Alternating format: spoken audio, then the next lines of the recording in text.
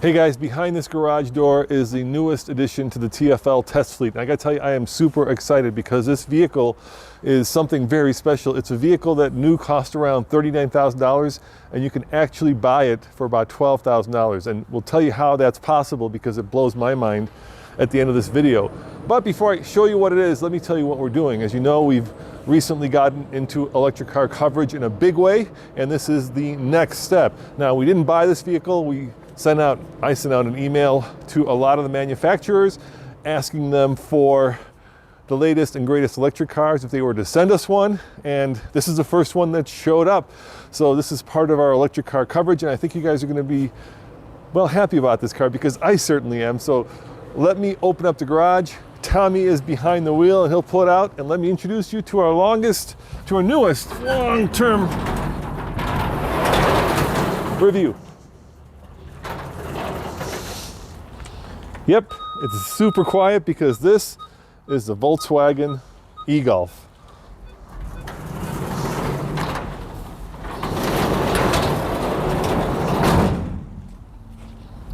And what makes it such a special car in my mind is that it doesn't look like it's an electric car. You can't really tell unless you see the E-Golf that it's all electric. And Tommy, why don't you tell them about what makes this different from a regular Golf? All right, so did you tell them what it cost? I did not. Okay. Let them know. $39,000 for this one you see here, which is a tremendous amount of money, but as we have mentioned at the very end of this video, it's nowhere near that. So get your Tesla Model 3 comments out of the comment section. I don't want to hear them because we're going to blow your mind. Now, there are two things that make this Volkswagen E-Golf so special. Number one, everyone focuses on the E and no one focuses on the Golf part of it because the 7th generation Golf is one of the best driving, best handling, most impressive small cars ever. And when you add electrification, you just make it better. And number two, it's just a regular car.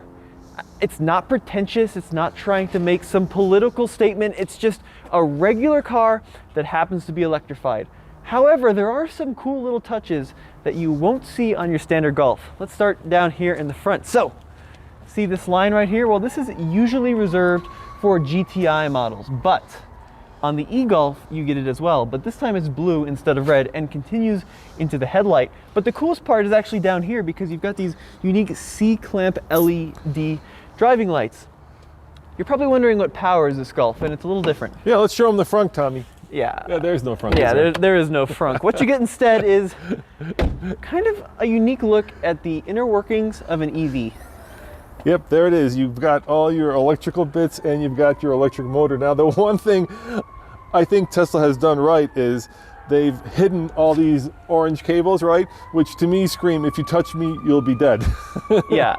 The police are coming after you, by the way. They're ready for you to touch the orange wires, but here's the deal about this power plant. So it's a 134 horsepower, 214 pound-foot of torque AC electric motor, and the battery in this is a 35.8 kilowatt hour lithium ion pack. The EPA range on this car is 125 miles, but we've only had this car here at our offices for, well, less than a day. Yep. Yeah, and we've driven it 20-30 miles, and I actually think that those are an underestimate. I think that the real range of this vehicle is more than 125. Yeah, and that's one of the coolest things about this car, right? What Tesla does is, I think they tend to overestimate the number of miles that you actually get. And what the Germans do, whether it's performance numbers or in this case, electrical miles, they tend to underestimate it. So while the official range is about 125, when we charged it up this morning, it said 144. Yeah. And I think that's really attainable. And that's because there are not one, not two, but 3 different drive modes. So let's show them the inside. Right. And show them those different drive modes. Okay. Oh. And then I'll get in the back, you get in the front, and I'll show them why I love this car so much. Okay, so first things first, there are 2 different versions of the E-Golf, very few options, just 2 different trims, the SE and the SEL Premium. This one's the SEL Premium. The SE is about 32 grand, the SEL Premium is about 38, 39 grand. So what do you get on the SEL Premium? We'll start off here. You get leatherette seating surfaces. You also, check this out, get a 12-inch digital cockpit. So if you want a digital cockpit in a Golf, you either have to get the Golf R, which is what, 35 grand, 40 grand? More than that, yeah, for sure. Or this E-Golf. Now, some other cool things you'll get on the SEL. Before you do that, let me show them what I love about this car. Look, I'm in the back seat. I've got tons of legroom. Tommy is tall, and I've got tons of headroom. Now, yesterday on this channel, we published a video of the new Lexus NX, which is a bigger car, a more expensive car, and yet I didn't fit in it. I felt claustrophobic. I think Tommy, Volkswagen in the Mark 7 has perfected, like you said, the small car. And the other great thing about this car is that it's built in Wolfsburg. Oh, yeah. It's got this kind of German quality to it that, well, if you've ever been in a Golf, you know what it smells like. This one smells like it. I love that smell. And there's, well, you know, there are some hard plastics. For the most part, everything I touch and everything I look at is pleasing to the eye and feels quality, Tommy. Yeah, and you do get a lot of really nice features. So the SC has a smaller 8-inch screen. The SEL has this big 9-inch screen. You also have that cluster like we mentioned. So to start it up, foot on the brake, push the start button. Ah, check it out. There it goes. It all kind of just whirs into life. Couple things I'm not a big fan of right off the bat is this range monitor. So it's been kind of all over the place. We have our little indicator here, which kind of shows the amount of battery remaining. This has been very consistent, but the actual range monitor itself bounces around like crazy. Yeah, show them how you can even change it while we're sitting here parked. Well, one of the cool, actually I like that. I think it's cool. Yeah. You can actually see the real world impact of, like, for example, turning on the climate control. So we're at 108 before, turn on the climate control, bam, we're down to 107. How about the driver's heated seat, 100, passenger heated seat, 99. How about the heated mirrors, 98. So you do get that kind of, you know, you get a sense of just how much power these things draw.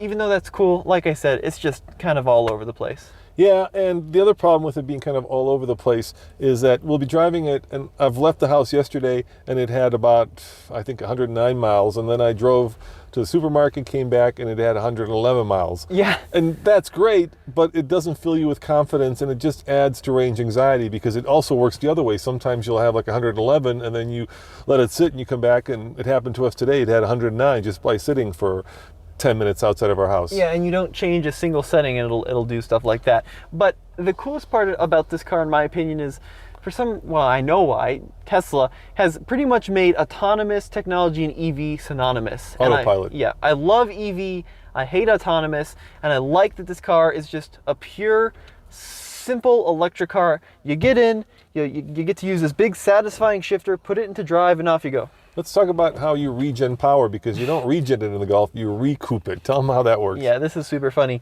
So in order to get more regenerative braking, you actually have to go into drive, and then you tap the shifter a few times, and you can actually change the amount of, not regen, but recuperation. So start out in normal, go to 1, go to 2, go to 3, and basically what this does is when you let off the throttle, instead of coasting, it'll slow down more and more quickly. Yeah, why don't you show them the different drive modes too, because it does have different drive modes, and they do curtail your top speed, which is funny. Yeah, they have a big impact on performance. So in the normal drive mode, which I select by just pushing the drive mode button once, it gives you the full 214 pound-feet of torque, 134 horsepower. Top speed, though, limited to 85 miles an hour.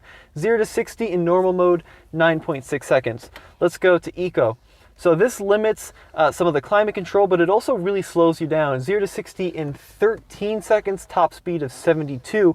But then get this, if I go into Eco Plus right there, it just basically turns everything off in the climate control.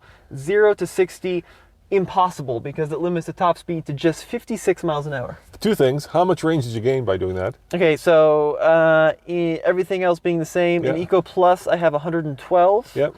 And if I go into normal, 108. Well, that's not bad. 4 miles. It's not really giving you that much. It's not killing you that much. Now, keep in mind, though, even if you're on Eco Plus, there is a little push down that you can push through on the accelerator pedal. Like an overboost. That'll overboost. That'll give you the full 85 miles an hour, so you won't be in dangerous. You're not going to get into an accident. Yeah. Let's go over some of the cool things that are unique to the E-Golf. So this is my home screen on this multimedia display, but I can go into menu, take a look at vehicle, and I have a blue score, which is like the Olympics for e-driving. And then I can set up my e-manager, so I can set my timing for charging parameters. I can look at driving data since start, extended period, all sorts of fun stuff. I've got a trainer, vehicle status, different gauges. It's actually, it's pretty well integrated. It doesn't feel like they kind of half-assed it. It's actually nicely done. Yeah, and there's your battery.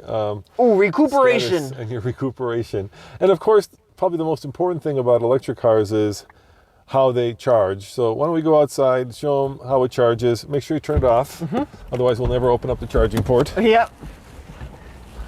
And this being a regular Mark 7 Golf, you've got, you know, this wonderful Hatchback. And don't you have the little Irish dance thing you have to do to open it? Or, well, no, this one doesn't do it, right? This one doesn't have the kick under. No, it doesn't have the auto lift gate. All right. Funny thing, actually, it's funny you mention that. It's all kind of in the name of weight savings. Yep. So the standard Golf is 400 pounds lighter than this, but the battery only weighs 700 pounds. So you actually get some weight back from losing the transmission and the motor or the engine. Now, it does come with this home charger, which is a standard 1772, right? Yeah, so there's your 1772. And if you use this at home, it'll take you forever, like basically. 35 hours. 35 hours, yeah. But it gets cooler.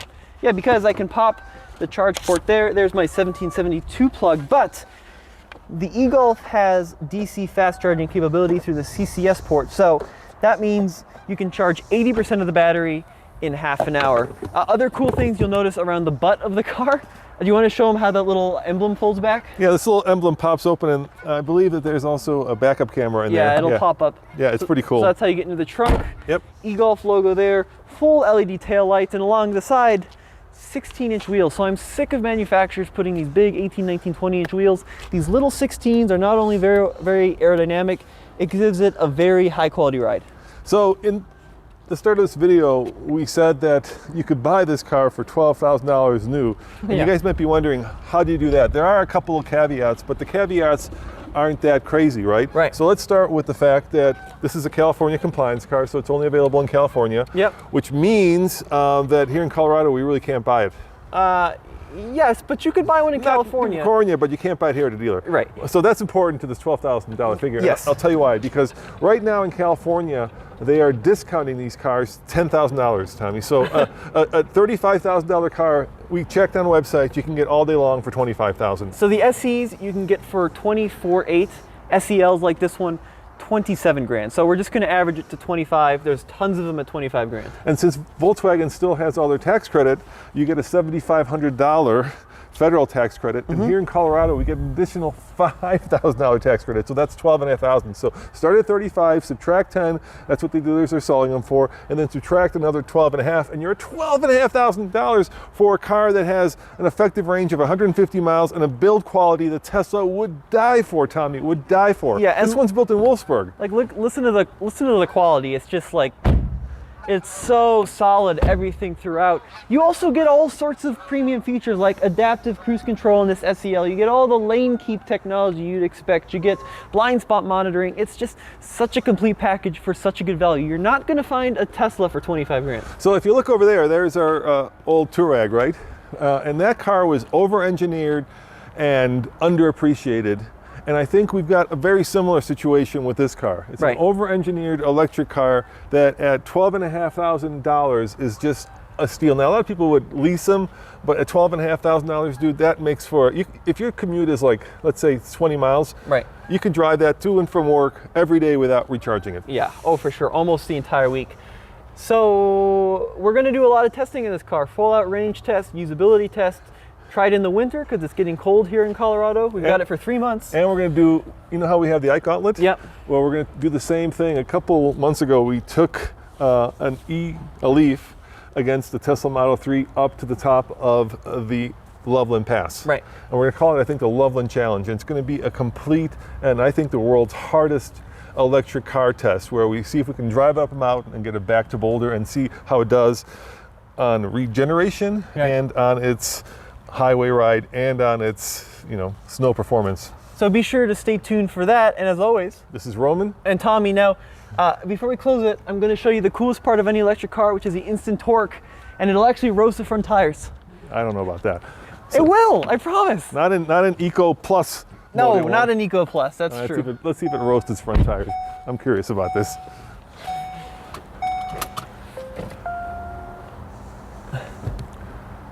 All right, come on, Tommy, you can do this. I think he's putting it in super secret. Hold on, stop, Tom. Well, you guys missed it because I was talking. But what happened was first the right side tires spun, then the left side tires, and the right side tires. So that torque is wonderful. And yeah, do it one more time. Come on, one more time, Tommy. Show him. Do it one more time. Give him one more tire roasting. Okay, ready? This is traction control on. All right.